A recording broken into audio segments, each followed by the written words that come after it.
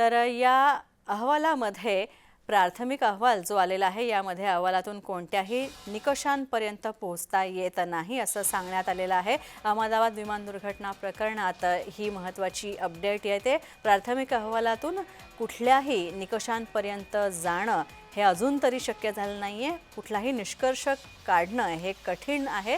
तर नागरी उड्डाण राज्यमंत्री मुरलीधर मोहोळ यांनी ही भूमिका मांडलेली आहे।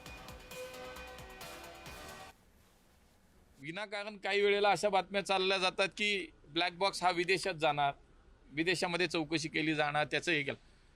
पण आत्मनिर्भर भारत यालाच आपण म्हणतो की आता कुठल्याही प्रकारे इतक्या ॲडव्हान्स टेक्नॉलॉजी, ॲडव्हान्स असलेल्या लॅब्स आपल्याकडे अवेलेबल आहेत।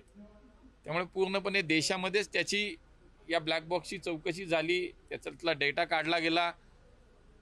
मला एवढंच म्हणायचं की कुठल्याही आधारे चुकीच्या विषयात इतका सेन्सिटिव्ह विषय आहे, संवेदनशील विषय आहे, तर थोडी आपण सगळ्यांनी पण काळजी घेऊया।